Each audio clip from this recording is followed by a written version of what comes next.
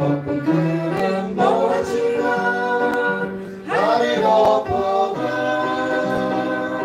나 주의 믿음 갖고 실망치 않네.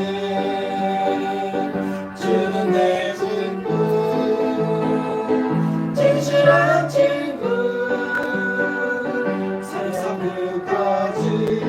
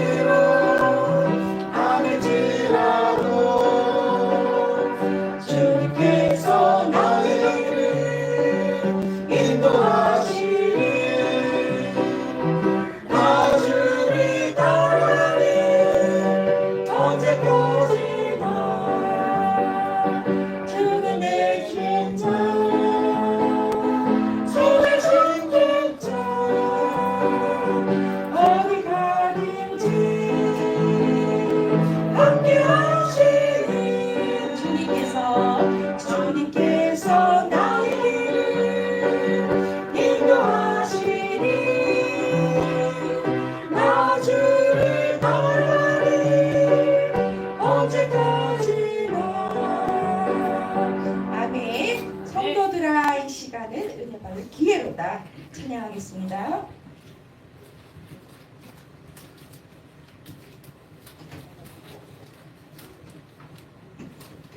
성도들아, 이 시간은 은혜 받을 기회로다.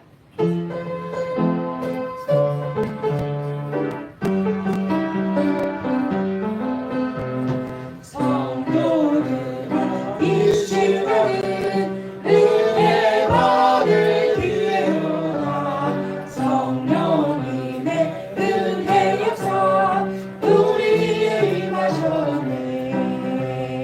기회로다.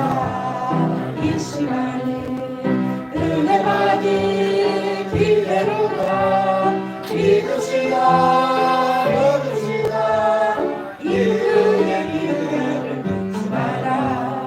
마음을 활짝 열고 찬송하며 기도하세. 하나님의 은혜 말씀 매우 알아드리느뇨. 기회로다. 이 시간은 은혜 받을 기회로다.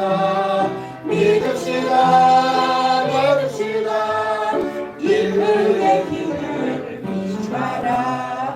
타오르는 제자리에 모든 죄짓 던지어라.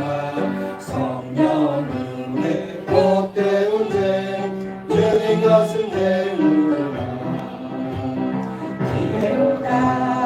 이 시간은 은혜 받을 기회로다. 받으시다 받으시다 이 은혜의 기회를 잊지 마라. 내일하라 사모하라 겸손하라 순종하라. 은혜 있는 하나님이 우리도 사랑하리. 기회로다. 이 시간은 은혜 받을 기회로다. 믿읍시다 믿으시다 이 은혜의 기회를 잊지 마라. 내일 아침 있다해도 일명생 사모나니 내 일생의 은혜에 늘 있는 줄 생각 마라. 기회로다. 이 시간은 은혜 받을 기회로다. 믿읍시다 받읍시다 이 은혜의 기회를 잊지 마라. 아멘. 주가 맡긴 모든 역사 힘을 다해 마치는 우리 되기 바랍니다.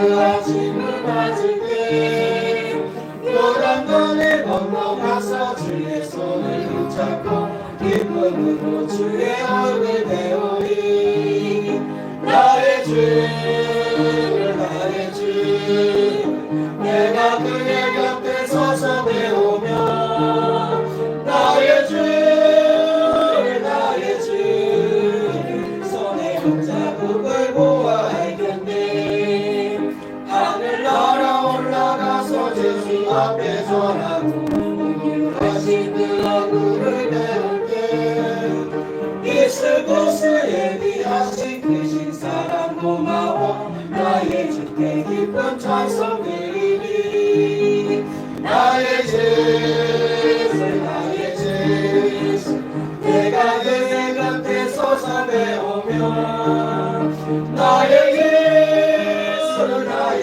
예수 손에 붙잡음을 보아 알겠네 이 세상을 일찍 떠난 사랑하는 성도들 나를 맞이한 구주로 있겠네 저희들과 한 소리로 찬송 부르기 전에 먼저 사랑하는 주를 배우리 나의 예수 나의 예수 나의 예수 내가 예수 곁에 서서 배우며 나의 예수 나의 예수 나의 예수 손에 붙잡음을 보아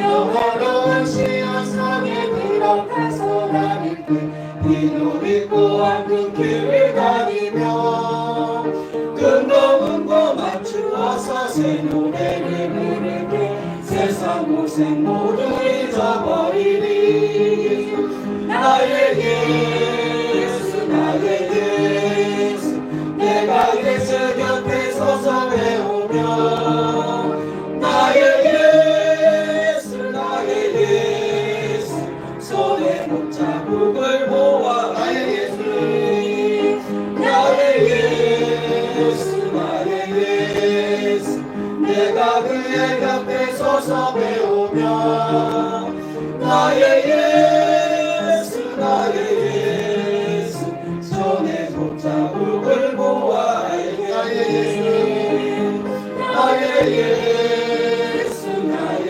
예수 내가 예수 곁에 서서 배우며 나의 예수 나의 예수 손에 붙잡음을 보아 알겠네 아멘. 이 시간 통성으로 함께 기도하겠습니다.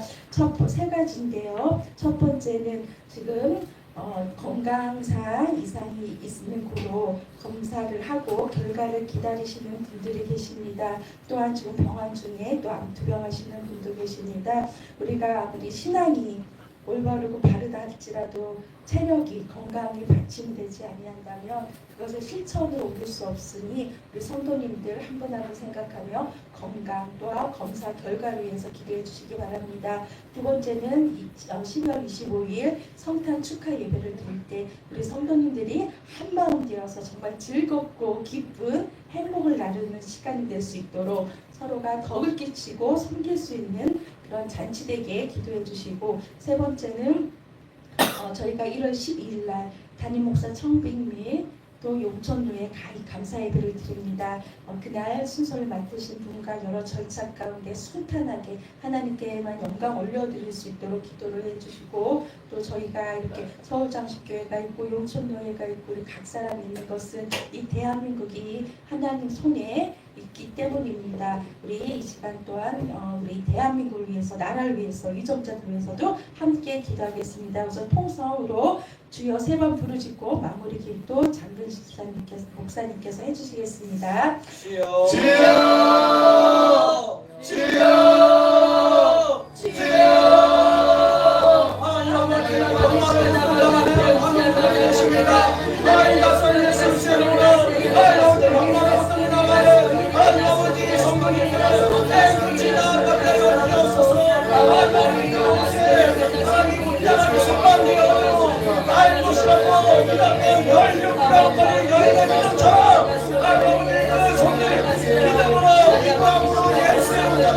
자들에게 병마가 떠나갈 곳에 모게 하여 주옵소서. 하나님 우리 병마가 떠나게 하여 주옵소서.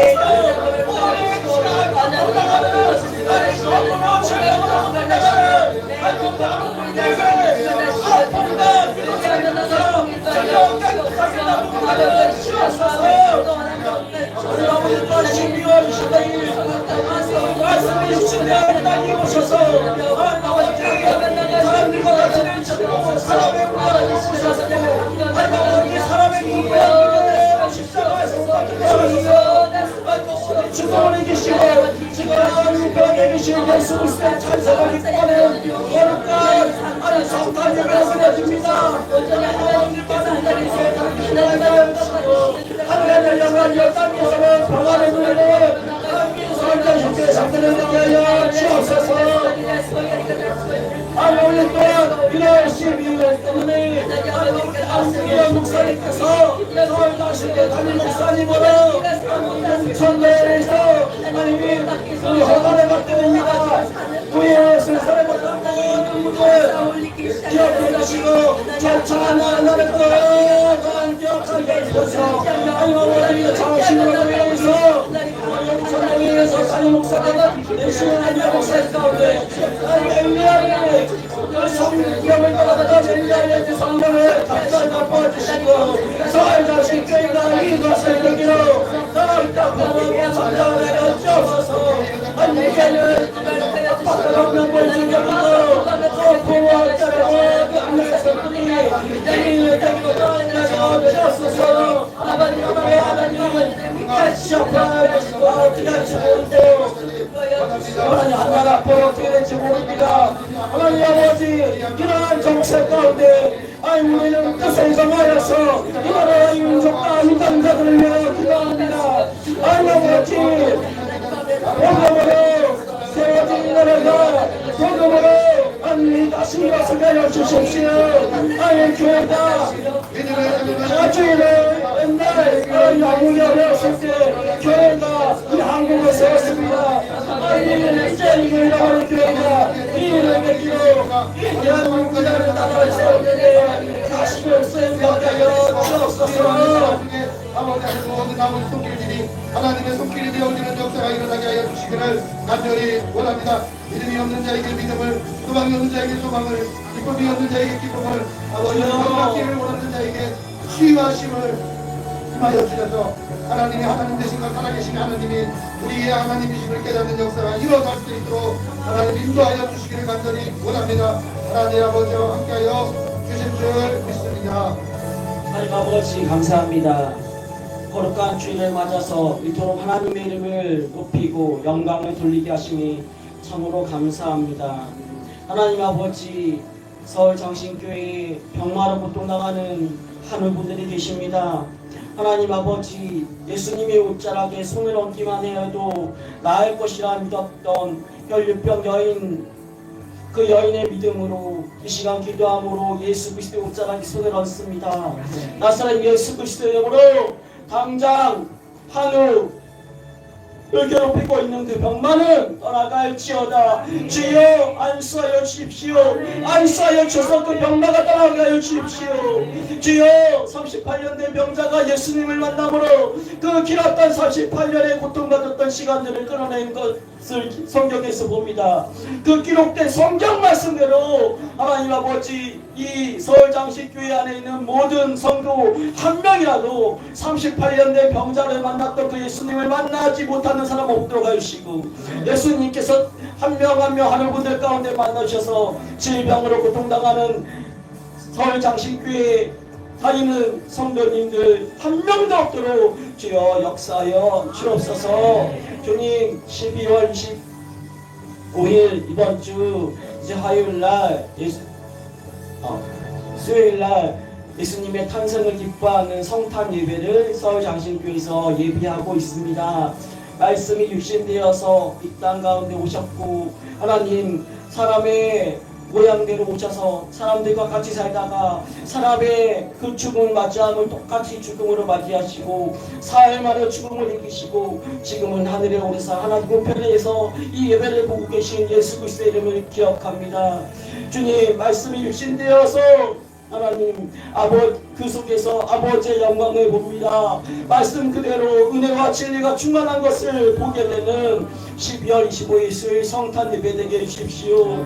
주님 또한 내년 1월 12일 주일날 안우영 목사님께서 이제 용천교회에서 서울장식교회 담임 목사님으로 이제 정식으로 인정을 받으시고 그 절차를 밟는 시간을 가집니다. 주님 이러한 시간을 가지게 하시면 감사합니다. 하나님 노예의 순서 맡으신 모든 분들 기억해 주시고 또 하나님 안우영 목사님께서 이제 1월 12일 날 담임 목사님으로 정식으로 인정되는 것을 계기로 서울장신교회가 더욱더 부흥하게 해주십시오.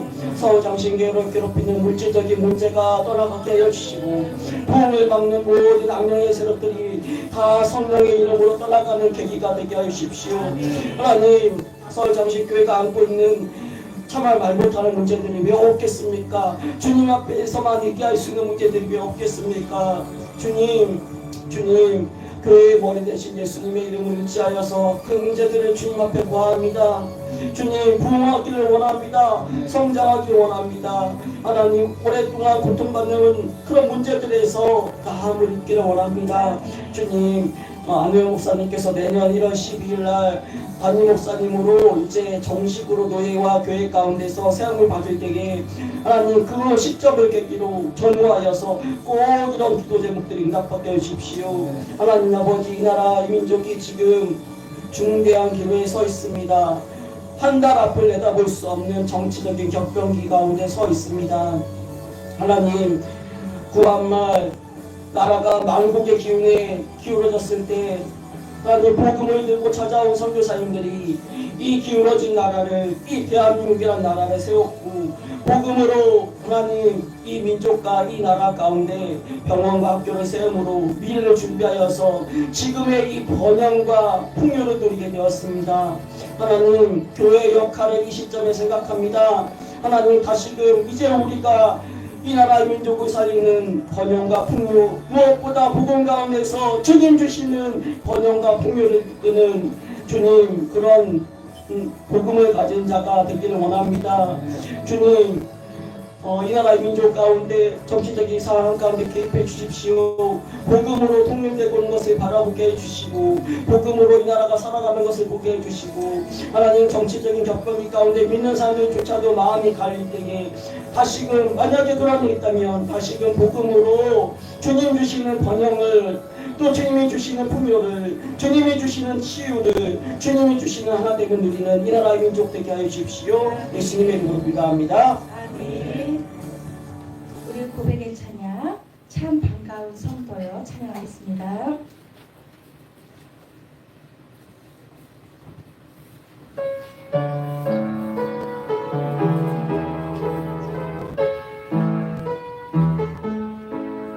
참 반가운 성도여 다 이리 와서 예배는 성함에 가봅시다. 저 그의 회이신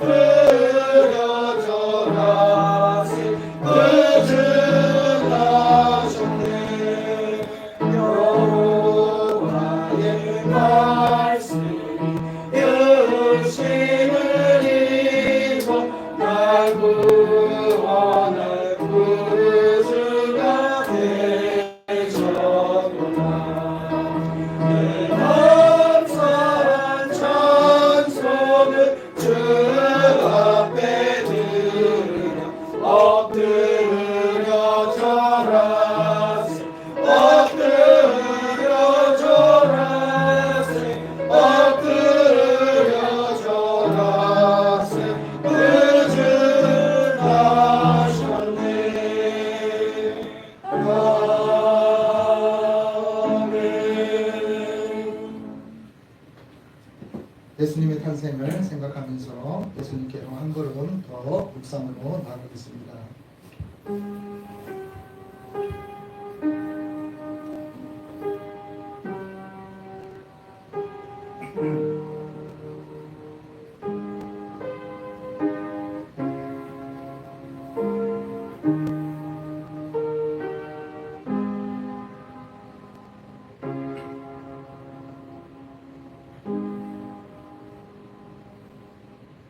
예수님이여 우리를 돌이키시고 예수의 얼굴의 빛을 비추사 우리가 구원을 얻게 하옵소서.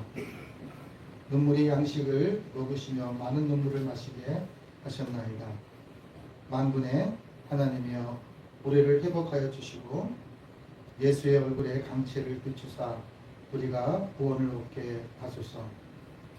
우리가 주에게서 물러가지 아니하오니 우리를 소생케 하옵소서. 우리가 주의 이름을 부르리이다. 하나님 여호와여 우리를 돌이켜 주시고 예수의 얼굴을 강체를 우리에게 비추소서. 우리가 구원을 얻으리이다. 주는 그리스도 살아계신 하나님 아버지, 우리가 하나님 앞에 대면할 수 있는 시간과 또 예수님을 허락해 주신 그 은혜를 기억하며 하나님 앞에 예배를 드립니다. 성탄절 눈앞에 다가와 있는 대림절 네 번째 주일에 저희의 마음과 심령을 주님 받아주셔서 마음의 순전과 또 하나님의 예배를 드리는 초소의 순전을 기억하게 하셔서 주님 보시기에 좋았다라고 칭찬되는 아름다운 하나님의 귀한 그리스도인이 될 수 있도록 고쳐주시고 인도하여 주시기를 간절히 원합니다.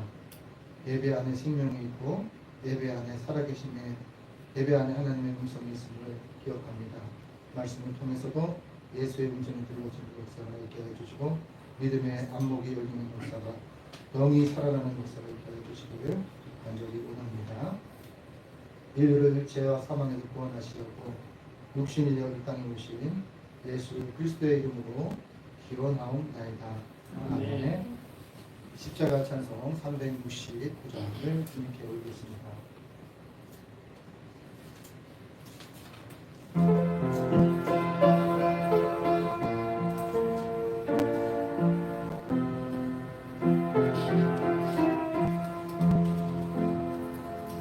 죄진 만든 우리 구주 어찌 좋은 친구인지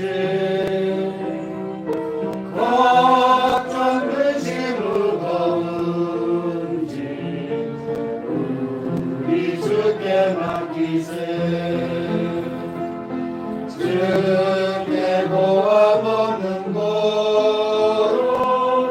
오늘 받지 못하네. 사람들이 어찌하여 아를 줄을 모를까. 시험 걱정 모른 대로 없는 사람 누군가. 의지없이 다시 말고 기도드려 하는세. 이런 진실하신 친구 찾아볼 수 있을까. 우리 약함하시오니 어찌 아니하릴까. 근심 걱정 무거운지 아니 진짜 누군가.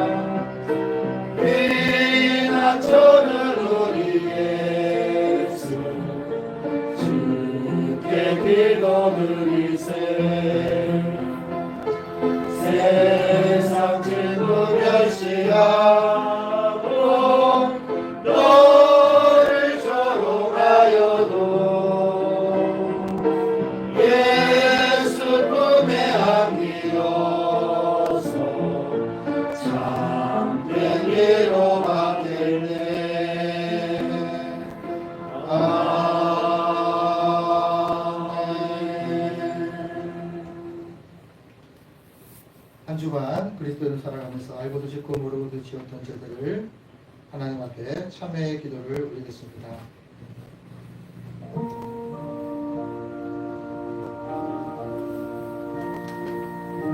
하나님 아버지 감사합니다. 한 주 동안의 삶을 뒤돌아보며 하나님 앞에 회개의 시간을 허락해 주신 그 은혜 감사합니다. 우리는 감사할 수밖에 없습니다. 우리는 하나님의 보답하는 인생으로 우리에게 생명을 허락해 주신 그 하나님의 은혜를 기억합니다. 대림절 마지막 주간에 구원자이신 예수님을 기다리는 그리스도인으로 주님 앞에 나왔습니다.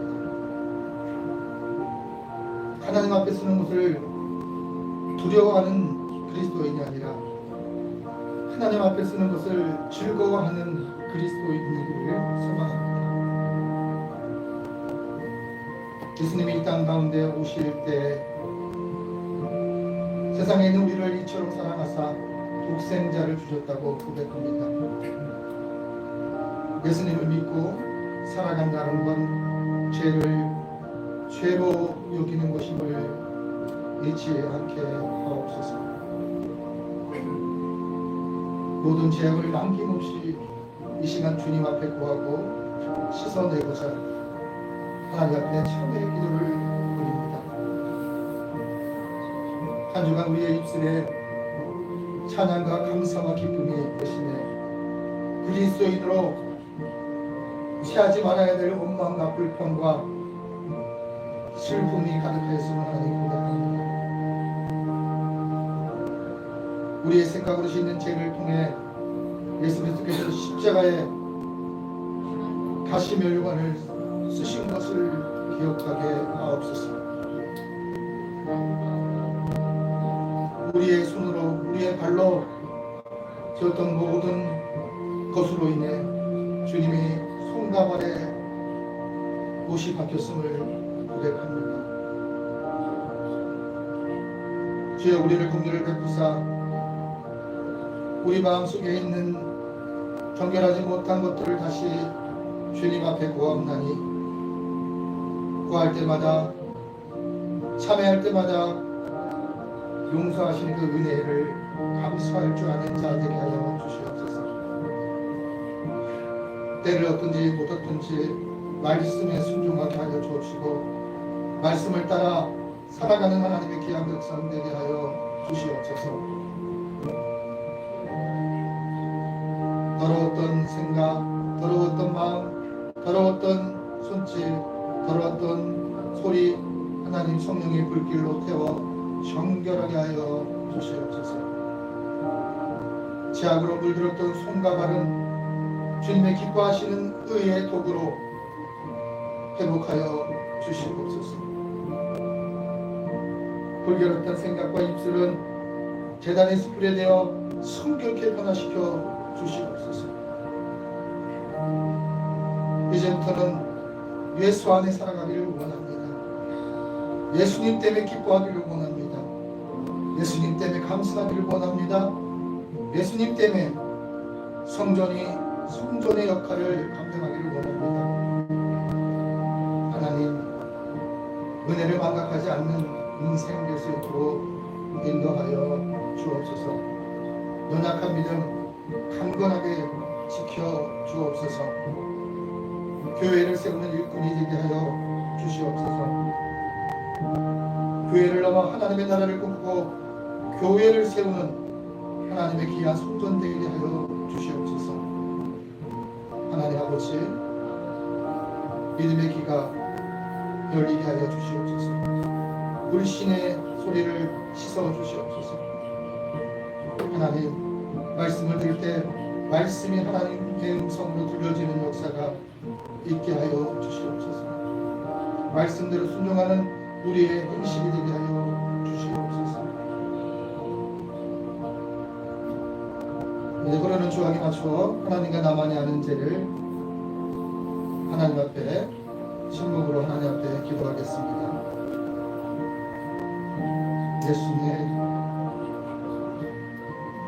예수님을 기다립니다. 주 예수여 어서 오시옵소서. 주 예수여 우리의 마음에 오시옵소서. 주 예수여 우리의 삶의 자리에 어서 오시옵소서.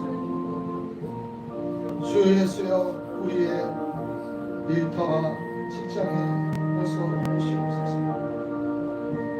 주 예수여 서울장신교회 순전에 임재하여 주시옵소서.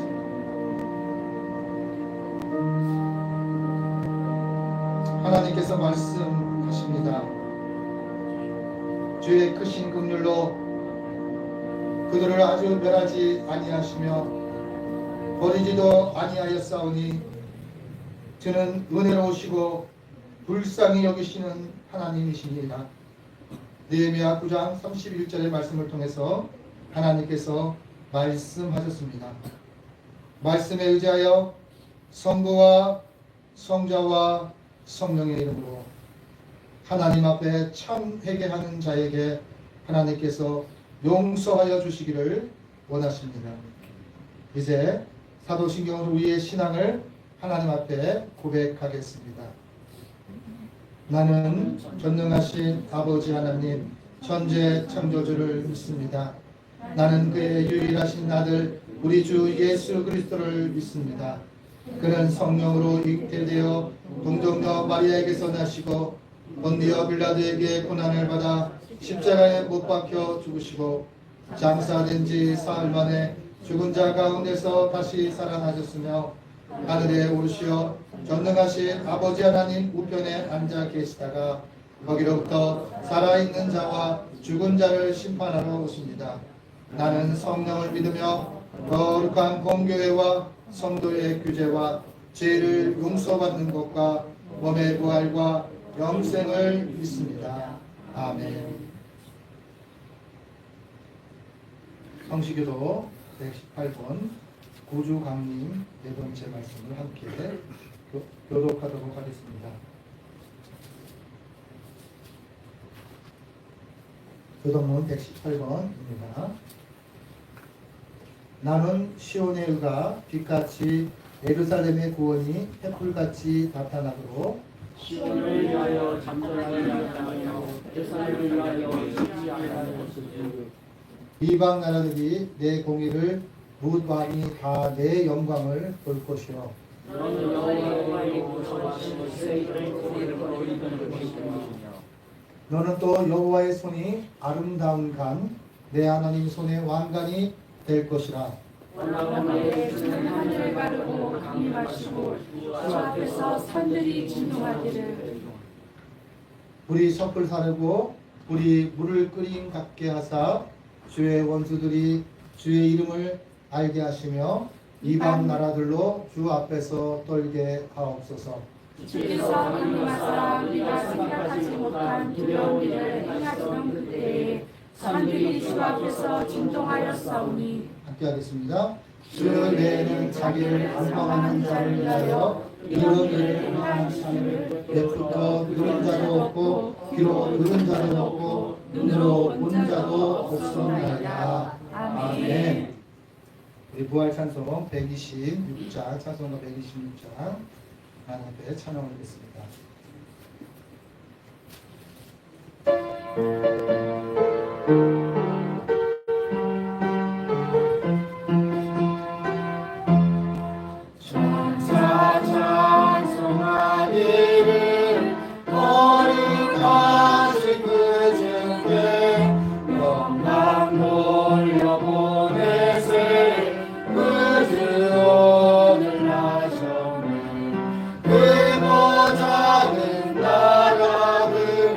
기뻐하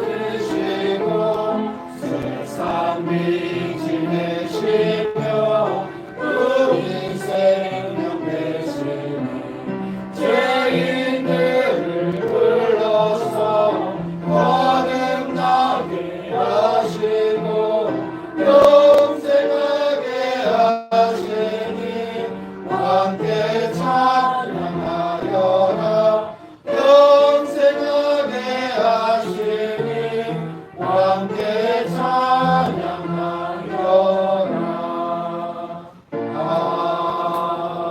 아멘. 우리를 대표해서 안태빈 학생이 하나님께 기도 드리겠습니다.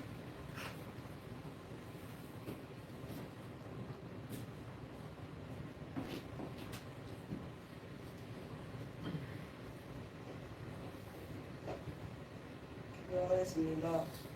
하나님 아버지 감사합니다. 하나님 오늘 이 자리에 나오게 해주셔서 감사합니다. 하나님 태어나실 때가 붕대게 해주시고 하나님 전도할 때 하나님 방해가 없도록 해주세요. 하나님 그리고 집사님, 권사님, 전무님, 목사님, 성도님 다 건강할 수 있도록 해주시고 몸에 아프신 성도님들 다 더 건강할 수 있도록 해주세요. 하나님 그리고 오늘 고원서 목사님께서 설교를 전하실 때 그 말씀이 삶에 적용될 수 있게 해주시고 세계 곳곳에서 하나님 전쟁하고 있습니다. 전쟁이 멈추게 해주세요. 하나님 그리고 수요일날 하나님 수요 예배를 드리는데 하나님 그때 하나님 특송 잘 하게 해주세요. 감사합니다. 예수님의 이름으로 기도합니다. 아멘.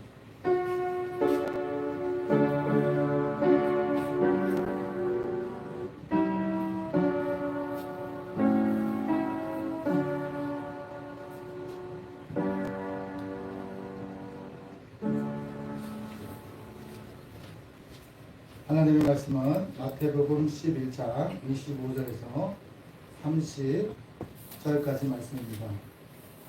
마태복음 11장 25절에서 30절까지 말씀입니다.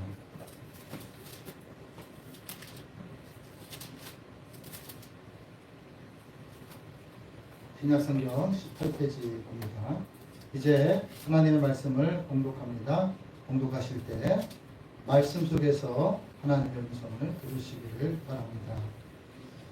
그때 예수께서 대답하여 이르시되 천지의 주제이신 아버지여 이것을 지혜롭고 슬기 있는 자에게 숨기시고 어린 아이들에게 나타내심을 감사하나이다.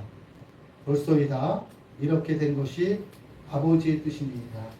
내 아버지께서 모든 것을 내게 주셨으니 아버지 외에는 아들을 아는 자가 없고 아들과 또 아들의 소원대로 계시를 받은 자 외에는 아버지를 아는 자가 없느니라. 수고하고 무거운 짐진 자들아 다 내게로 오라. 내가 너희를 쉬게 하리라. 나는 마음이 온유하고 겸손하니 나의 멍에를 메고 내게 배우라. 그리하면 너의 마음이 쉼을 얻으리니 이는 내 멍에는 쉽고 내 짐은 가벼우니라 하시느니라. 아멘.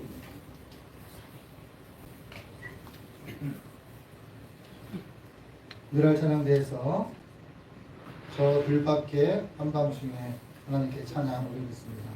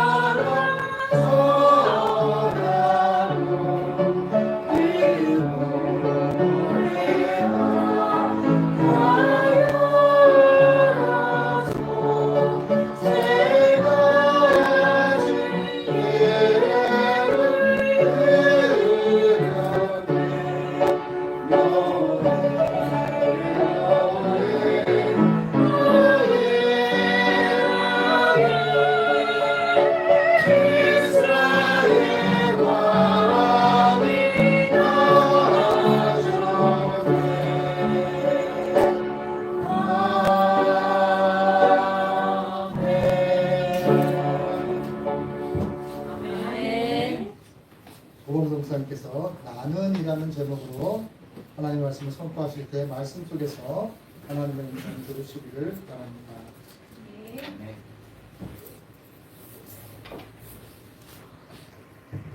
하나님께서는 우리를 사랑하십니다. 네. 하나님께서는 우리를 사랑하십니다. 네. 아멘 소리가 조금 작은 것 같긴 한데 한 번만 더 하겠습니다. 하나님께서는 우리를 사랑하십니다. 아멘. 우리가 대림절 네 번째 주일 지금 지내고 있는데요. 대림절의 가장 기본적 의미는 하나님께서 우리를 사랑하셔서 우리 주님을 보내주셨다라는 것일 것입니다. 너무 당연한 거여서 우리들이 잊고 살 때가 많이 있는데요. 적어도 하나님께서 주신 이 절기에서만큼은 그것들을 확인하며 살아가는 우리 모두 되었으면 좋겠습니다. 잠시 기도하고 하나님 말씀 듣도록 하겠습니다.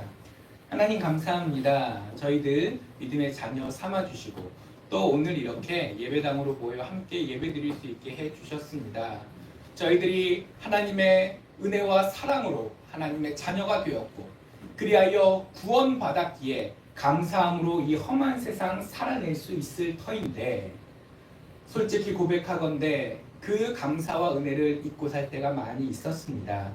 하나님께서 주신 이 대림절 기간 동안 우리가 당연히 알아야 하지만 그러나 분주한 일상 속에서 놓고 살았던 그것들 다시 한번 확인할 수 있도록 하여 주시옵시고 그리고 오늘 마태복음 11장 말씀을 통하여서 저희 한 사람 한 사람들이 나는 신앙인으로서 어떻게 살아야 할지 왜 나를 위해 주님께서 오셨는지 다시 한번 확인할 수 있는 시간 되게 하여 주시옵소서. 감사드립니다. 이 모든 말씀 예수님 이름으로 기도합니다. 아멘. 오늘 본문 말씀 마태복음 11장 말씀입니다. 예수님의 성탄과 직접적으로 관계없는 말씀인 것 같은데요. 그 예수님께서 공생의 기간 동안 하신 말씀을 통해서 이미 구원받은 자로서의 나는 어떤 존재이며 그리고 구원받았기에 나는 앞으로 어떻게 살아야 할지 하나님께서 우리 예수님을 통하여서 우리에게 알려주고 계십니다. 이 말씀을 통하여서 대림절의 의미를 다시 한번 확인할 수 있는 저와 우리 모든 성도님들 되시기를 축복합니다. 오늘 본문 말씀 시작이 그때로 시작합니다. 그때가 정확히 어느 때인지는 조금 이따 말씀드릴 텐데요. 예수님께서 제자들과 같이 생활하시는 동안 어느 때에 제자들한테 이렇게 말씀하셨다는 거예요. 그리고 그 제자들이 알 수 있는 환경에서 하나님께 기도도 드리셨다라는 거예요. 앞부분이 하나님께 기도드렸던 장면이고 뒷부분이 제자들에게 말씀하셨던 장면인데 먼저 기도하셨던 장면 25절을 보니까 천지의 주제이신 아버지여 이것을 지혜롭고 슬기 있는 자들에게는 숨기시고 어린 아이들에게는 나타내심을 감사하나이다 라고 예수님께서 하나님께 기도드리고 있습니다. 나타내다, 무언가를 알려주신다라는 걸 텐데 예수님께서 우리에게 이렇게 말씀을 하시는 거예요. 하나님의 백성이 된 나는 일단 그 신앙인으로서 살아가기 위해서 하나님을 제대로 아는 것부터 출발해야 될 텐데 그것을 내가 노력한다고 스스로 알아낼 수 있다는 거예요? 아니면 하나님께서 알려주셔야 가능하다는 거예요. 내가 얼마나 똑똑한지 아닌지는 별로 중요하지 않다라는 겁니다. 심지어는 내가 얼마나 간절한 마음을 가지고 있거나 혹은 노력한 것도 본질적인 부분은 아니라는 거예요. 가장 우리가 하나님을 알고 그래서 하나님을 믿게 되고 그리고 믿었기에 우리 주님을 나의 구주로 영접할 수 있었던 이유는 하나님께서 우리에게 그것들을 가르쳐 주셨기 때문이다 라는 것을 하나님께 기도드리는 말씀으로 하고 있지만 이것을 성경의 한 구절로 보고 있는 우리들에게는 그렇구나. 내가 노력해서 구원받은 것이 아니라 내가 똑똑해서 지금 이 자리에 있는 것이 아니라 무엇보다 먼저 하나님께서 나를 창조하시고 나를 아시고 그리고 나를 선택하여 주셨기 때문에 내가 잘났거나 못났거나 의인이거나 죄인이거나 고함직하거나 그렇지 못하거나 그런 것과 상관없이 하나님께로부터 은혜를 얻어 우리가 구원을 받았구나라는 것을 알 수 있습니다. 옛날에는 이 부분에 대해서 헷갈리시는 분들이 많이 없으셨어요. 왜냐하면 옛날에 권위주의적인 사회, 그리고 더 나아가서 신분제 사회에서는 내가 잘난 사람이 아니라 평범한 사람이면 내가 살아가는 데 있어서 나보다 센 사람, 나보다 높은 사람이 무언가를 주는 게 되게 중요했거든요. 그래서 오히려 지금 현대에 우리가 성경 말씀을 더 많이 읽을 수 있고, 그리고 그 말씀에 대한 여러 목사님들의 또 여러 믿음의 선배들의 글도 또 설교 말씀도 얼마든지 듣고 공부할 수 있지만, 정작 우리 마음은 이 민주주의 국가에서 살아가면서 심리적으로는 나보다 높은 사람이 딱히 있어요, 없어요? 딱히 없죠. 내가 제일 잘났죠. 그런데 옛날 신분제 사회에서 100년 전 우리 조상들은 노비 신분이었던 분들이 계셨기 때문에 그분들 입장에서는 내가 노력한다고 되는 것이 아니라 주인 되신 예수님께서 나를 구원하여 주셔야 내가 구원받는구나 라는 게 조금은 더 쉽게 이해가 됐겠죠. 그리고 이 말씀이 처음 주어졌던 그 로마 제국 시대 때도 식민지 백성과 로마 시민의 구분이 있었고, 그 로마 시민 안에서도 또 식민지 백성 안에서도 계급이라는 게 있어요, 없어요? 민주주의 사회가 된 게 인류 역사를 보면 얼마 되지 않지 않았습니까? 그때는 신분제가 당연했고, 더군다나 지금처럼 사람의 소중함도 인정해주지 않던 시절이기 때문에 식민지 백성이거나 나보다 신분이 낮은 사람은 얼마든지 인간 취급을 하지 않고 무슨 물건 취급, 짐승 취급을 하면서 심지어는 장난으로 생명을 빼앗는지까지 얼마든지 벌어지던 세상 아니었어요. 요즘도 혹시 우리 남성 성도님들 중에서 UFC 좋아하시는 분 계신지 모르겠는데, 자, 거기서는 서로 치고받고 싸우기는 해도 사람이 죽어요, 안 죽어요? 근데 이 로마 시대 때는 어떠합니까? 이탈리아 혹시 관광 가신 분 계신지 모르겠는데, 이탈리아 가면 제일 유명한 문화유산이 뭐가 남아있죠? 콜로세움. 콜로세움. 거기서 그냥 경기만 했을까요? 사람이 살고 죽었을까요? 다 알고 계시잖아요. 그때 그 시절에는 그렇지, 내 능력이 아니라 주인 대신 하나님, 예수님을 통해서 내가 구원받았지라는 것을 조금 더 쉽게 이해할 수 있었을 텐데, 정작 더 많이 배우고 더 오래 믿은 우리들은 이 세상의 흐름 가운데 그것을 잊어버릴 때가 많이 있습니다. 저부터도 그래요. 그게 이 현대를 살아가는 우리들이 어쩔 수 없이 겪게 되는 세상의 영향입니다. 그래서 이 순간 우리 성도님들께서 다시 한번 우리 주님의 말씀을 묵상해 보실 수 있기를 소망합니다. 하나님께서 나타내셔야 내가 하나님을 알 수 있게 되고, 일단 하나님을 알아야 믿든지 말든지는 그 다음 문제잖아요. 하나님이 계시는지 안 계신지 모르는데 어떻게 하나님을 영접할 수 있겠습니까? 하나님께서 먼저 우리에게 스스로를 알려주셨고, 그리고 더 나아가 우리 마음을 열고 하나님을 믿을 수 있는 은혜를 주셨기 때문에 우리가, 내가 하나님의 자녀가 될 수 있었습니다. 자, 그런데 그걸로 끝나는 게 아니라 그 다음에 우리가 생각해야 될 게 있어요. 지난 세월 동안 하나님의 은혜로 나는 하나님의 백성이 되었습니다. 나는 구원받은 사람이 되었습니다. 그렇지만 아직도 실제로 천국에 입성해서 하나님 품에서 살아갈 날이 지금 당장 주어진 건 아니에요. 아직도 어느 분은 몇 년일 수도 있고 어느 분은 몇십 년일 수도 있고 100년도 가능합니다. 아이들도 있으니까 아직 모르는 거예요. 그러면 내가 이미 과거의 삶 속에 은혜 받아 구원받았고, 그리고 언젠가는 그 구원이 내 눈으로, 내 삶으로 경험하게 될 날이 있을 텐데, 그 사이의 시간을 우리가 살아가고 있는 거죠. 그래서 지금 우리가 고민해야 될 것은, 나는 구원받았나 아닌가? 이게 핵심이겠지만, 적어도 이 자리에서 함께 예배드리고 계신 분들은 그래도 나는 구원받았다 라고 생각하실 줄 믿습니다. 그러면 이제는 나는 구원받은 사람으로서 그 구원이 실현될 때까지 어떻게 살아야 되는가?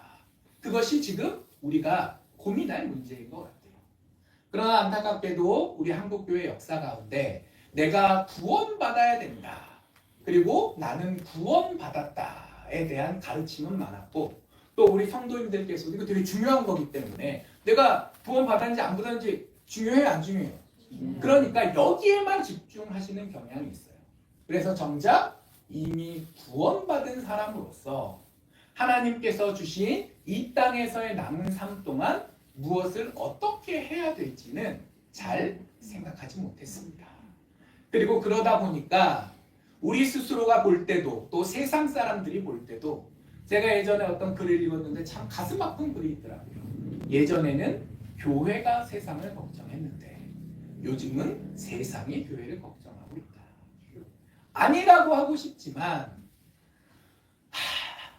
다 부정할 수 없는 부분들을 또 알기 때문에 이게 되게 씁쓸한 이야기 아닙니까?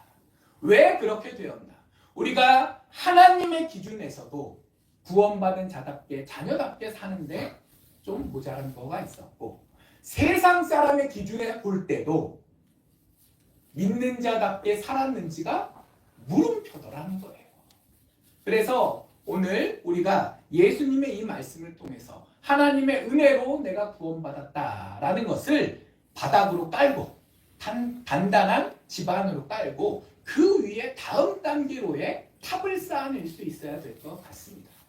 그 부분에서 아까 잠깐 말씀드렸던 그때에가 되게 의미심장한 세 글자입니다. 오늘 본문 말씀을 예수님께서 언제 하셨냐 보면 오늘 우리가 함께 읽지 않은 바로 앞부분 다음에 그 말씀을 먼저 제자들한테 하시고 혹은 뭐 제자들만 있었던 건 아닌 것 같아요. 아무튼 어떤 사람들한테 하시고 그리고 나서 그 말씀을 하신 때 바로 직후에 하나님께 기도드리고 또 수고하고 무거운 짐진 자들아 얘기를 하셨다는 거예요. 근데 그 사람들 본문에 나오지 않는 바로 앞부분의 말씀이 뭐냐면 고라시나 벳세다야 가버나움 세 도시 이름을 말씀하시면서 요것들이 안 되겠다라는 얘기를 하시는 거예요. 간단히 말씀드리면 이게 왜 그러냐면은 예수님께서는 갈릴리 나사렛에서 태어나셨습니다. 태어난 건 베들레헴에 태어나셨죠. 어릴 때 나사렛에서 성장하셨습니다. 그리고 언제인지는 정확히 모르지만 나사렛에서 12살 이상까지는 사시다가 그 뒤 언젠가 가버나움으로 이사를 가시게 됐어요. 아마 아버지 요셉이 죽고 나서 뭔가 이렇게 집안의 생계를 위해서 정리를 하시다 보니까 그랬을 것 같은데 안타깝게도 성경에 정확히 몇 살 때 이사 가셨는지까지는 나오지 않아요. 근데 아무튼 공생애가 시작됐을 때 예수님은 어느 도시에 살고 계셨다고요? 나사렛이 아니라 가버나움에 살고 계셨어요. 그러면 예수님께서 공생애를 시작하시고 가장 먼저 하나님의 나라를 선포하셨던 데가 어디겠습니까? 내 집이 있는 가버나움부터 출발하셨겠죠. 그리고 거기 있는 고라신 벳세다 다 가버나움 근처 갈릴리 호수 주변에 있는 마을들인데 먼저 우리 동네부터 출발해서 그 다음에 옆 동네로 가는 게 당연하잖아요. 그래서 예수님께서는 공생의 기간의 거의 대부분을 갈릴리 지역에서 전도하셨고 그리고 그 가운데 가장 많이 말씀을 선포하셨던 세 동네가 가버나움, 고라신, 벳세다입니다. 오히려 나사렛에서보다 더 많이 하나님 말씀을 전한 데예요. 근데 하나님 말씀을 가장 많이 들었던 이 도시 사람들이 정작 하나님을 제대로 믿느냐? 아니고 예수님을 하나님의 아들로 받아들이느냐? 아니고 그래서 유대인이지만 결과적으로 보면 구원받았는가? 자기들은 유대 혈통으로 태어났으니까 구원받았다고 생각할지 모르겠지만 예수님께서는 아니다라고 이야기하시는 상황입니다. 내가 가장 많은 경험을 갖고 있는데 당연히 구원을 받는 것도 아니고 당연히 내가 어떤 사람이요 하나님의 자녀로서 어떻게 살아야 되는지를 알게 되는 것도 아니라는 거예요. 살다가 보면 내가 노력하지 않아도 어쩌다 보니 자동으로 되는 게 있죠. 그렇지만 구원을 받는가 못 받는가 또 신앙인답게 살아내는가 못 내는가는 그냥 자동으로 되는 게 아니다 라는 말씀이 그때라는 단어와 그 앞에 20절부터의 말씀을 통해서 나오고 있습니다. 그리고 또 25절에 보니까 하나님께서 지혜롭고 슬기로운 자에게는 숨기시고 어린아이에게는 나타내셨다라는 구절이 있어요. 자, 그러니까 내가 오래 경험한 것만 문제가 아니라 내가 공부를 많이 했고 똑똑하고 그래서 스스로나 세상 사람들이 볼 때 저 사람은 똑똑하고 지혜롭고 슬기로운 사람이라 라고 평가를 받아봐요. 그냥 쉽게 말해서 머리가 아무리 좋아봐야 하나님께서 구원하지 않으시면 구원을 받는다고요? 못 받는다고요? 못 받는다고요. 반면에 어린아이와 할지라도 하나님께서 나타내시고 그 마음을 여시면 구원을 받을 수 있다라는 이야기를 하십니다. 그리고 심지어는 나타내시냐 그렇지 않으시냐가 아니라 오늘 본문 말씀을 보니까 지혜롭고 슬기 있는 자에게는 숨기셨다라고 되어 있어요. 알리고 안 알리는 거랑 숨기는 거랑은 좀 다른 거죠. 알리시고 아무것도 안 하시고 일부러 숨기시고 안 알리셨다가 숨기셨다랑 똑같은 얘기가 아니잖아요. 이게 우리나라 말은 아다르고 어다른 거라 이게 좀 정확히 해야 되는데 하나님께서 의도적으로 세상 사람들이 볼 때나 자기가 볼 때나 똑똑하다고 자부하는 사람들에게는 오히려 이 복음을 숨기셨다라는 이야기가 나와요. 첫 번째로는 하나님을 아는 것이 기초가 됩니다. 그렇지만 거기에 더해서 우리가 꼭 알아야 할 것은 내가 그런 존재라는 거예요. 내가 아무리 노력하고 똑똑해도 하나님께서 숨기시면 안 되는 거예요. 반면에 내가 어린아이와 같이 요즘 어린아이들은 똑똑합니다. 깜짝 놀랄 만큼 대단할 때가 많이 있습니다. 하지만 이때 어린아이는 교육을 받을 기회가 거의 없어요. 더군다나 식민지 백성이잖아요. 우리로 따지면 초등학교도 당연히 가는 게 아닙니다. 어린아이는 어린아이일 수밖에 없는 시대인데 그 아무것도 모르는 어린아이도 하나님께서 나타내시면 된다라고 얘기하시는 거예요. 그리고 내가 경험이 많고 똑똑하다고 생각하는 사람들일수록 다른 말로 하면 교만한 사람들일수록 오히려 실제 내가 얼마나 노력했고 능력이 있는가와 상관없이 하나님을 제대로 알고 믿기보다는 그렇지 못하게 될 확률이 높더라라는 겁니다. 사람은 사람입니다. 사람은 죄인이기 때문에 하나님께서 가르치셔도 나의 이득과 죄를 위해서 도망가기도 하는 존재이고 사람은 모든 걸 다 헤아릴 수 있는 능력이 없는 무지하고 연약한 존재이기 때문에 알았으면 안 했을 일을 몰랐기 때문에 저지르고 후회하곤 합니다. 그리고 무엇보다 사람은 그렇게 무지하고 교만하고 죄인인 존재임에도 불구하고 내가 스스로 그것을 인정하기보다는 아니 나만 그런가 다 그런데 라는 식으로 정당화하거나 아니면 누구를 갖다 놔도 이거는 아무도 못하겠다 너무 무리한 요구하는 거 아닌가? 오히려 내가 문제가 아니라 하나님께서 너무하시다라고 타박하던가 우리의 선조 아담부터 그랬잖아요. 선악과를 따먹고 나서 하나님께서 물어보십니까? 누구 때문에 먹었다고요? 하나님께서 주신 부인 때문에 그냥 하나님께서 주신 안 하고 그냥 어린아이 같은 마음으로 하와가 먹으라 그랬어요 하면은 끌려 한 대 맞고 끝날 수도 있을 텐데 그 앞에다 뭘 붙여요? 하나님께서 주신 왜? 내 책임 아니라는 거예요. 결과적으로는 사고가 났지만 그렇지만 난 억울하다는 거예요. 하나님이 이 여자만 안 줬어도 이 꼴이 나지 않았을 텐데 자, 그게 아담만의 문제가 아니라 우리 모두의 문제입니다. 나의 이득은 얻고 싶어 하지만 하나님의 자녀로서의 책임은 지고 싶어 하지 않습니다. 그래서 어떤 문제가 생기면 회개하고 무릎 꿇고 하나님께 용서를 구하기보다는 어떤 방식으로든 정당화하려는 존재들입니다.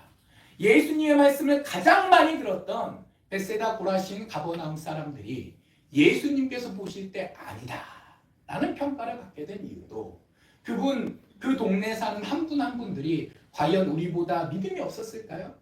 우리보다 게을렀을까요? 우리보다 더 육신의 정욕에 사로잡혀 있었을까요? 딱히 그럴 것 같지는 않습니다. 그냥 우리나 그들이나 평범한 사람들이었을 거예요. 단지 그들은 내 평범한 삶을 정당화하는 데 노력했고, 지금 이 자리에 앉아 있는 나는 실제 삶 가운데서는 그리하지 못할지라도 적어도 내가 죄인이요 하나님 앞에서 한계를 가진 존재이며, 그래서 하나님께서 내 돈 붙들고 구원해 주셔야, 내가 노력해서 하는 것이 아니라, 내가 쟁취하는 것이 아니라 하나님께서 은혜로 우리를 품에 안으시고 자녀 삼아 주셔야 내가 구원받을 수 있다라는 걸 최소한 인정이라도 해야 되는 존재가 이미 되었습니다. 하나님을 알고 믿는 것으로 출발했지만 그 다음 단계는 나를 돌아보면서 이 하나님의 은혜가 얼마나 절실하고 커다란 것인지를 확인하는 작업들이 필요한데, 솔직히 이 시대를 살아가고 있는 우리들은 첫 번째 단계에서도 예전 같지 못하다는 느낌이 들지만 이 두 번째 단계에 있어서는 더더욱 예전보다도 못한 삶을 살고 있어요. 예전에는 내가 뭘 알겠어, 높은 사람들이, 똑똑한 사람들이 더 잘 알겠지 라는 뭐 꼭 좋은 건 아닐 수도 있지만 어쨌든 간에 내가 그리 잘나지는 않았다, 내 선택이 다 맞는 건 아닐 수 있다라는 것까지는 인정했는데, 신앙적이든 아니든 요즘은 내가 아나 모르나, 노력했으나 안 했으나 누가 세상에서 제일 똑똑해요? 내가. 이 일은 누가 결정해야 돼요? 내가. 거기에 대해서 주변 사람들이 그건 아닌 것 같다라고 얘기하면 어떻게 돼요? 그 사람 얘기에 귀를 기울이기보다는 네가 사람 말이야 라고 하게 되는 경향이 세상에는 물론이거든요. 그래서 지금 나라가 이렇게 어지러운 거잖아요. 누가 대통령이 되고 국회의원이 돼도 사실 사람이 관대, 문제가 왜 없겠습니까? 노력한다고 해도 되는 것도 있겠지만 안 되는 것도 있겠는데, 지금의 문제는 뭔가를 해서가 문제가 아니라 내 생각이 맞고 내 결정이 맞고 거기에 대해서 이의를 제기하면 그거는 그럴 수도 있는 게 아니라 사단마귀 취급을 하게 됩니다. 서로가 서로에게 그러고 있으니 아무 일도 진척되지 않는 상황이 되는 건 아니겠습니까? 그러다 보니 답답해서 한쪽에서는 이렇게 하는 게 낫겠다, 반대쪽에서는 저렇게 하는 게 낫겠다, 중간에 대화와 타협과 합력하여 선을 이루고자 하는 마음은 없고, 너네만 없어지면 모든 문제가 해결될 것처럼 하다가 없어지면 해결될까요? 세상이 그렇게 간단하면 얼마나 좋겠습니까? 아니에요. 설사 한쪽이 무너져도 사람이 이 다양한 마음을 가지고 이 시대의 영향 가운데 똑같습니다. 조금은 달라질 수 있겠지만 근본적인 인간의 한계는 2000년 전이나 지금이나 앞으로 2000년 후가 되어도 그리 달라지지 않을 거예요. 그래서 우리는 알아야 합니다. 나는 구원받은 사람이다. 그래서 나는 인간으로서의 나의 한계를 인정하고 하나님 앞에 겸손히 나아갈 수 있어야 된다. 그것까지 오늘 주님께서 우리에게 말씀하고 계십니다. 자, 그리고 마지막으로, 그래서 지금 우리는 하나님을 제대로 알고 믿는 것에서 그 다음 단계로 나를 이해하고 나의 죄성을 받아들이는 가운데 하나님의 뜻을 구하는 단계로 나아간 다음, 그 뒤로도 머리로 아는 걸로 끝나는 게 아니라 실제로 그렇게 살아갈 일까지 남아있는 상태죠. 어떻게 생각하면 이게 제일 어렵습니다. 머리로 아는 것도 어렵지만 아는 대로 사는 것이 10배, 100배는 어렵습니다. 신앙생활을 오래 하셨을수록 누가 뭐라 하지 않아도 스스로를 되돌아보시면 뼈저리게 고백할 수밖에 없는 게 그게 우리 인간의 한계일 텐데, 그러나 하나님께서는 아는 것으로 끝나는 것이 아니라 수고하고 무거운 짐진 자들아, 우리잖아요. 인간의 죄라는 큰 짐을 지고 그 짐 속에서 낑낑대면서 어떻게든 살아보고자 하고 아둥바둥하고 있는, 수고하고 있는 자들인 우리가 그냥 짐만 들고 서 있으면 되는 것이 아니라 예수님께로, 내게로 오라 라고 하셨어요. 그냥 갈팡질팡하면서 그 자리에서 시간만 보내는 것이 아니라 변화의 결단, 변화의 행동까지 해야 된다라는 라고 선포하십니다. 앞서 어린아이와 슬기로운 자보다 지혜로운 자보다 하나님께서 그들에게 하나님을 더 알리신다고 했는데 왜 어린아이일까요? 보통은 대비를 할 때 지혜롭고 슬기로운 자의 반대말은 뭘까요? 어리석고 우매한 자겠죠. 자, 근데 어리석고 우매한 자가 나오지 않습니다. 자, 어린아이를 기준으로 하면 반대말이 뭘까요? 어른이겠죠. 자, 그러니까 어른에게는 숨기시고 어린아이에게는 나타나셨다. 그럼 쉽게 이해가 돼요. 똑똑한 자들에게는 숨기시고 어리석은 자에게는 오히려 나타나셨다. 그것도 이해하기가 조금은 더 어렵지만 그래도 이해가 돼요. 근데 예수님께서 친히 그 말씀으로 무엇을 하셨냐? 슬기롭고 지혜로운 자들에게는 숨기시고 어린아이에게는 하나님께서 나타내셨다. 도대체 어린아이는 어떤 존재이기에 그저 나이만 어리면 될까요? 그거는 아닐 겁니다.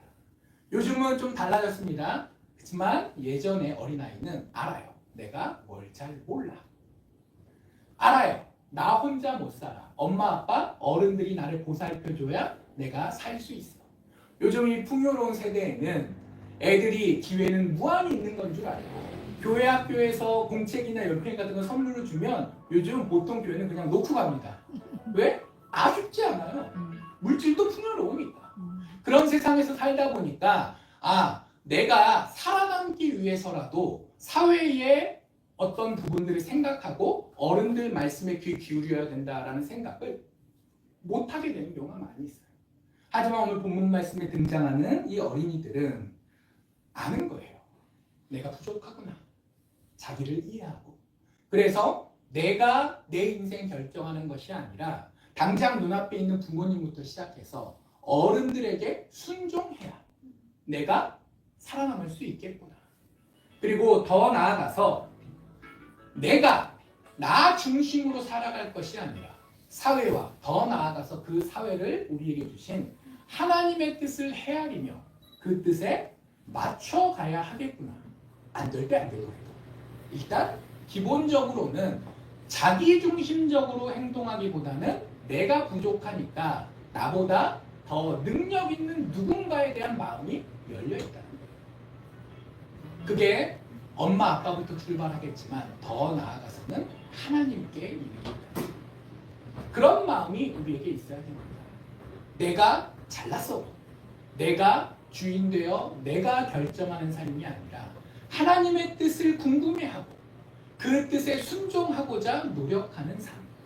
그리고 더 나아가서 우리 성도님들은 28절만 좋아하시거든요. 수고하고 무거운 짐진 자들아 다 내게로 오라. 내가 너희를 쉬게 하리라. 29절, 30절까지 외우시는 분을 저는 뵌 적이 없습니다. 28절 암송하시는 분은 꽤 많이 계십니다. 자, 예수님께서 하신 말씀은 28절 한 절이 아니죠. 29절, 30절까지인데 28절은 우리의 존재가 수고하고 무거운 짐진 자다. 그리고 그거를 우리 스스로도 알아야 된다라는 말씀인 동시에 그러니까 너 홀로 이 세상 가운데서 발버둥 치는 것이 아니라 주님께 나아오라 라는 말씀이에요. 그리고 그러면 이 세상의 짐을 해결해 주시고 29절에 보니까 마음에 평안을 주시겠다라고 말씀하십니다. 근데 29절 중간쯤 보면 나의 멍에를 메고 내게 배우라 라는 말씀이 있는 거예요. 내가 예수님을 이용해서 나의 이득만 챙기려고 하면 된다는 거예요? 안 된다는 거예요? 아니라는 거예요. 세상의 짐은, 이 죄의 짐은 예수님께서 믿음 가운데 해결해 주시겠지만 그러나 이제 믿는 자로서 설사 내가 하기 싫더라도 설사 내게 어려운 일이라도 무언가 할 일이 새로 생긴다는 거죠. 이 세상의 죄의 짐보다는 훨씬 가볍고 훨씬 쉬운 일이지만 그러나 내가 해야 될 일이 없어진다라는 의미는 아닙니다. 근데 우리 성도님들께서는 보통 이게 마음에 안 드세요. 그냥 하나님만 믿으면 내가 별 고민 않고 별 노력 안 해도 모든 게 다 만사형통하고 싶은 게 솔직한 사람의 마음이지. 하나님께서 나를 사랑하시고 구원하시고 도와주셨는데 그러니까 이제는 믿는 자로서 나는 이런 걸 고민하고 또 해야 되는구나. 거기까지 나아가는 거가 쉽지 않습니다. 그런데 우리 주님께서는 우리를 구원하심과 동시에 이제 구원받은 자로서 내게 배우고 나의 멍에를 내라 라고까지 얘기하시는 거예요. 그 멍에가 시대에 따라서 사람에 따라서 서로 다를 수는 있습니다. 그러나 분명한 건 나는 이미 구원받은 하나님의 백성이다 라는 것을 생각해야 될 책임을 우리 모두가 갖고 있어요. 그리고 내가 어떤 일을 결정하고 행동할 때 자연인 고범스럽게 이득과 혹은 좋고 나쁨에 따라서 결정하는 것이 아니라 내 생각도 분명히 있겠지만 하나님의 뜻을 기준으로 할 때 이 일이 옳은 것인가 틀린 것인가, 나의 좋은 것인가 나쁜 것인가만 생각하는 게 아니라 하나님의 기준에 따라서 옳은 일인가 틀린 일인가, 적어도 이 두 가지 기준을 놓고 우리가 생각하고 행동해야 될 책임이 생긴다는 거예요. 그리고 세상은 어릴 때부터 여기에 한 가지 기준을 더 들이댑니다. 그게 무엇이냐? 가능한 일이냐? 불가능한 일이냐? 그래서 세상은 이렇게 얘기하죠. 자, 이게 옳은 일은 맞지만 너무 어려운 불가능한 일이니까 포기해라. 이런 얘기를 듣게 되는 경우가 얼마나 많이 있습니까? 하지만 믿는 자로서 우리는 나의 좋고 나쁨은 물론이거니와 이것이 내 눈앞에서 가능할 일인가 불가능할 일인까지도 뒤로 밀어놓고 어떤 기준을 제일 먼저 세워야 될까요? 하나님의 뜻에 맞는 것인가 틀린 것인가.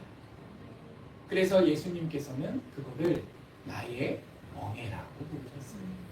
멍에 직접 보신 분도 계시겠지만 우리 태균이 못 봤을 것 같은데 멍에라는 건 무서운 겁니다. 그냥 살짝 보침 하나 들고 있는 게 아니에요. 우리 주님께서 하고 많은 짐 중에서 멍에라는 단어를 쓰신 거는 가볍다라는 단어는 죄의 무게보다 가볍다는 개념이고 이 멍에라는 단어는 신앙인으로서의 삶이 그리 쉽지만은 않다라는 얘기도 같이 하시는 겁니다. 대림절 예수님께서 나를 위해 오셨음을 기뻐하십시오. 하지만 어린아이와 같이 그 단계에서 머무르는 것이 아니라 이미 구원받은 나는 이제부터 어떻게 살아야 할지까지도 생각해 보십시오. 그리고 생각하는 것을 넘어 기도하고 우리가 애써 볼 때 하나님께서 우리에게 깨우침에 더해 그렇게 살아낼 수 있는 환경과 힘까지도 주실 줄 믿습니다. 그러한 소망 품고 나아가는 우리 모두 되기를 주님 이름으로 간절히 축복합니다. 기도합니다. 하나님 감사합니다. 저희들 하나님의 자녀로 구원받았기에 자녀답게 살기를 소망합니다. 이 대림절 기간 우리를 위해 오신 주님을 기억하고 감사할 수 있도록 하여 주시옵소서. 하지만 그 다음 단계로 왜 우리를 위해 오실 수밖에 없었는지, 우리가 얼마나 죄로 가득한 존재인지, 그리고 이제 구원받은 자로서 그 죄를 떨치고 주님께 나아가 주님의 멍에를 지고 살아야 될 존재라는 것까지도 우리가 기억하고 마음속 깊이 새길 수 있게 하여 주시옵소서. 그래야 주실 줄 믿사오며 이 모든 말씀 예수님 이름으로 기도합니다. 아멘.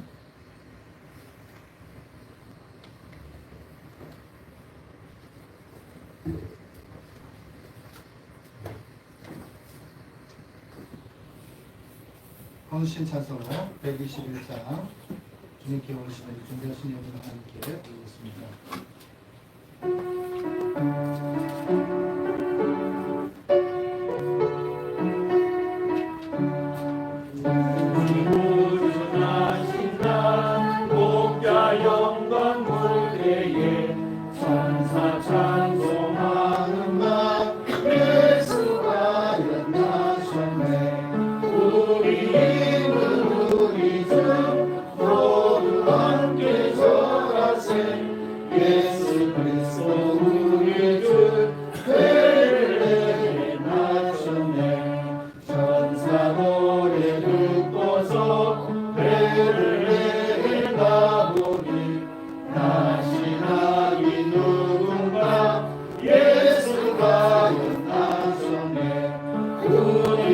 우리 주 모두 함께 절하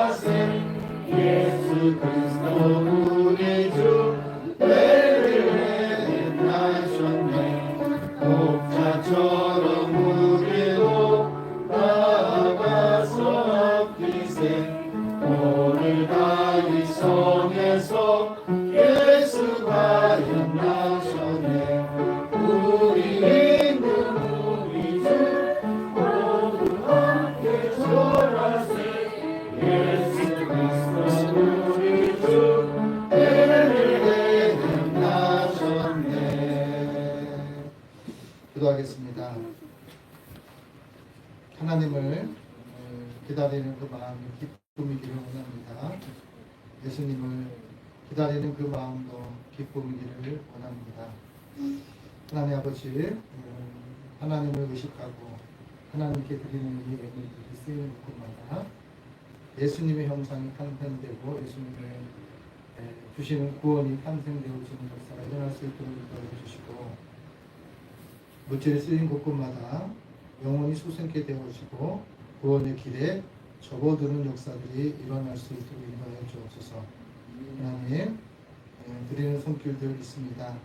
복에 복을 더하사 근심이 없게 하옵소서.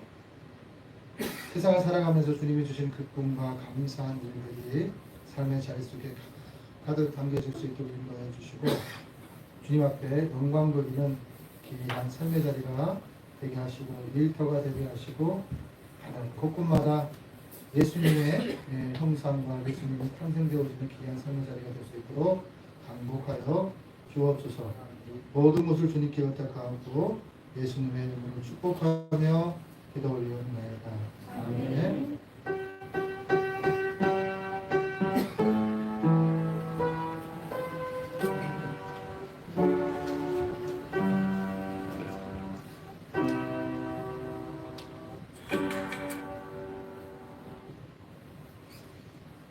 서울양식교회 소식을 최일영 목사님께서 전달하겠습니다. 서울상식교회 오신 여러분을 진심으로 환영하고 축복합니다. 오늘은 대림절 네 번째 주일로 하나님께 예배 올려드렸습니다. 성탄 축하 예배가 12월 25일 오전 11시에 있습니다. 예배, 잔치, 또 선물란, 또 사진 촬영이 있으니까 꼭 시간 내셔서 함께 하시기를 바랍니다. 지난주에 예수학교 19차 잘 마무리하였습니다. 용천도의 가입 예배가 25년도 1월 12일 날 오후 3시입니다. 이제 드디어 저희 교회 조직이 세워지기 시작합니다. 기도로 함께 준비해 주시기 바랍니다. 담임 목사 청원용 안우영 목사를 서울장식의 담임 목사로 인정합니다. 라고 서명만 해주시면 됩니다. 함께 동참해 주시기 바랍니다. 재직 교육이 다음 주 주일날 오후 1시 30분에 있습니다. 세대교원 이상 전체 참여하시면 됩니다. 1월 12일 날 가입 예배 때 2시에 재직회가 있습니다. 그때 임시강의자를 통해 재직자 임명하고 재직회의를 하고, 그 이후에 3시에 담임 목사 청빙 및 노예 가입 감사 예배를 드리게 되어 있습니다. 준비를 위해서 함께 기도해 주시길 바랍니다. 전도가 25일 성탄 감사 예배 드리고 26일 날 8개 작은 교회 연합 전도가 또 26일 날 목요일 날 저희 교회에서 있습니다. 우리 기도로 동참해 주시기를 간절히 바랍니다. 이상입니다. 네, 그리고 여기 그 성탄 축하 예배에 여기 하실 때 하시기를 원하시는 분들은 말씀해 주시면 추가해서 함께 기쁨과 예수님 환상과 예수님께 기쁨을 드리고자 합니다. 함께 선택하실 수 있는 분들은 말씀해 주시면 함께 이곳에 성탄 예배 때 2부 예배 축하 잔치 때 같이 하도록 하겠습니다. 그리고 이제 저희가 계속해서 이제 행정적인 것들이 있어요. 행정적인 것들이 있는데 내가 공사인데 활동 공사다 이렇게 하는데, 그거는 뭐냐면 교회가 담임 목사가 행정적으로 교회로서 등록이 되어 있지 않은 상태일 때는 어떻게 보면 모든 것이 협동이에요. 협동. 그리고 내가 이제 안수집사하는 걸 추대받을 때는 거기에 대한